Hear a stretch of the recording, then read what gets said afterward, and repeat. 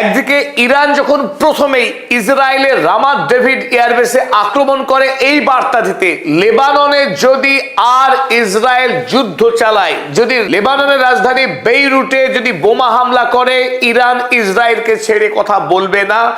আর এই আক্রমণের মধ্যেই নতুন করে ইরান ইসরায়েলের যুদ্ধ আবারও শুরু হয়ে যায় ৩৯ দিনের সেই ভয়ঙ্কর যুদ্ধের পর। আমরা দেখলাম প্রথম হামলাতেই ইসরায়েল টার্গেট করেছিল ইরানের রাজধানী তেহরান, তাবরিজ এবং ইস্পাহান শহর। পরবর্তীতে ইরানের গুরুত্বপূর্ণ পেট্রোকেমিক্যাল প্ল্যান্ট মাশহারের উপরে আক্রমণ করে ইসরায়েল, আর তারই জবাবে প্রত্যাঘাত হানে ইরান পরবর্তী ওয়েভে। আর সেই ওয়েভে ইরান দুটি কেন্দ্রকে টার্গেট করে ইসরায়েলের, এক হচ্ছে হাইফা পেট্রোকেমিক্যাল সেন্টার এবং নাজারেট এনার্জি সেন্টার। এই দুই শহরের গুরুত্বপূর্ণ ফ্যাসিলিটির উপর আক্রমণ করে ইরান।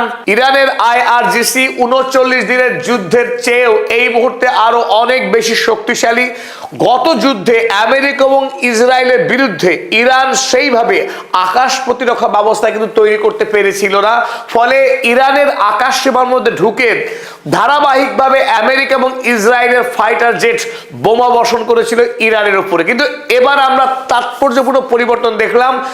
ইসরায়েল সাহস করছে না খুব একটা ইরানের আকাশ সীমাতে প্রবেশ করতে, ফলে ইরান থেকে বহু দূরে আকাশ থেকেই ফাইটার জেট হতে তারা ক্ষেপণাস্ত্র নিক্ষেপ করছে ইরানের গুরুত্বপূর্ণ সব শহর এবং গুরুত্বপূর্ণ প্ল্যান্টগুলির উপরে। ইরানের পক্ষে IRGC Islamic revolutionary guard corps তারা জানিয়েছে it attacked a chemical plant in Israel's Haifa in retaliation. ইরানের পক্ষে ইসরায়েলের হাইফাতে অবস্থিত পেট্রোকেমিক্যাল প্ল্যান্টে আক্রমণ করা হয়েছে, সে কথা আইআরজিসি অফিসিয়ালি জানিয়েছে।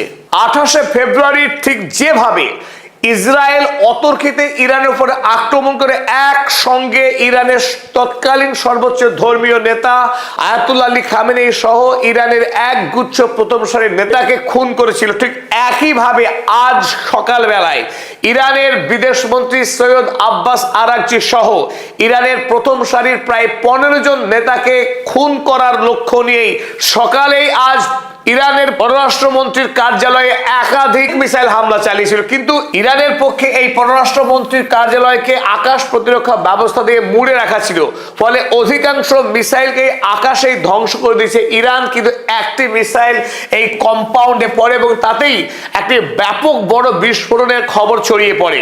প্রথমত আশঙ্কা হয়েছিল যে হয়তোবা ইরানের বিদেশমন্ত্রী সৈয়দ আব্বাস আরাগচি আহত হয়েছেন, কিন্তু পরবর্তীকালে ইরানের পক্ষে জানানো হয়েছে ইরানের প্রথম সারির সমস্ত নেতা তারা নিরাপদ এবং সুস্থ রয়েছেন, হতাহতের কোনো খবর এখনো পর্যন্ত পাওয়া যায়নি। এই মুহূর্তে সৈয়দ আব্বাস আরাগচি পৃথিবীর অন্যতম জনপ্রিয় রাষ্ট্রনেতা, যিনি গোটা পৃথিবীতে এই মুহূর্তে দেখিয়ে দিয়েছেন সুস্থ কূটনীতি কাকে বলে এবং কূটনীতির মাধ্যমেই পৃথিবীতে সমস্ত সমস্যার সমাধান করা সম্ভব। কিন্তু আমেরিকার রাষ্ট্রপতি ডোনাল্ড ট্রাম্প বারবার বিচারিত এবং ব্ল্যাকমেইল করার কারণেই ইরানের সঙ্গে আমেরিকার চুক্তি অসম্ভব হয়ে পড়ল। আর এই প্রেক্ষিতে নতুন করে যখন ইসরায়েলকে কোনোভাবেই লেবাননে গণহত্যা থেকে আটকাতে পারল না আমেরিকা, তারপরেই ইরান বাধ্য হয়েছে লেবাননে গণহত্যা আটকাতে এই বর্বর আগ্রাসী ইসরায়েল রাষ্ট্রের উপরে আক্রমণ করতে। ইসরায়েলের সঙ্গে নতুন এই যুদ্ধে ইরানের অবস্থান কি হবে তা নিয়ে ইরানের ন্যাশনাল সিকিউরিটি কাউন্সিলের যারা অন্যতম মেম্বার আজ সকাল সকালই তারা বৈঠক সম্পন্ন করেছে এবং তারা স্পষ্ট অবস্থান গ্রহণ করেছে। এদিকে ইসরায়েলের গণহত্যাকারী প্রধানমন্ত্রী বেঞ্জামিন নেতানিয়াহু তার দেশের গুরুত্বপূর্ণ মন্ত্রীদের নিয়ে তিনি বৈঠক শুরু করেছেন, যদিও সেই বৈঠক শেষ হবার পর সাংবাদিকদের মুখোমুখি হয়ে তিনি কোনো মতামত প্রকাশ করেননি। কিন্তু আশঙ্কা করা হচ্ছে ইসরায়েল একটি দীর্ঘমেয়াদী ধ্বংসাত্মক যুদ্ধের প্রস্তুতি নিচ্ছে, আর তার ইঙ্গিত মিলেছে একদিকে স্মোটরিচ, অন্যদিকে বেন গেভিরের কিছু মন্তব্য থেকে। ইসরায়েল's finance minister Smotrich is expected to argue that Israel should retaliate in Lebanon. ইসরায়েলের অর্থমন্ত্রী স্মোটরিচ তিনি এই গুরুত্বপূর্ণ বৈঠকে প্রবেশ করবার আগেই বাইরের সাংবাদিকদের জানিয়েছেন যে তিনি এই যুক্তি দেবেন বৈঠকে ইরানের বিরুদ্ধে তারা যুদ্ধ করবে লেবাননে, তারা প্রত্যাঘাত করবে লেবাননকে, rather than directly against Iran for every Iranian attack. ইরানের সঙ্গে সরাসরি কনফ্লিক্ট না চালিয়ে গিয়ে তিনি বরং লেবানন যেহেতু সফট টার্গেট, লেবাননের উপরে আক্রমণ চালিয়ে যাওয়ার পক্ষে সওয়াল করবেন বলে জানিয়েছিলেন। তবে ইরানের এক্সপিডিয়েন্সি কাউন্সিলের অনারেবল চেয়ারম্যান সাদিক লারিজানি তিনি আজ ইরানের পক্ষে জানিয়েছেন, যদি ইসরায়েল অ্যাক্সিস অফ রেজিস্ট্যান্সের কোনো মেম্বার রাষ্ট্রকে আক্রমণ করে, তার উপর যদি অত্যাচার চালিয়ে যায়, সেই দেশের ল্যান্ড যদি কেড়ে নেওয়ার চেষ্টা করে ইসরায়েল, ইরান তাকে ক্ষমা করবে না, সেই দেশের বিরুদ্ধে ইরান যুদ্ধ চালিয়ে যাবে।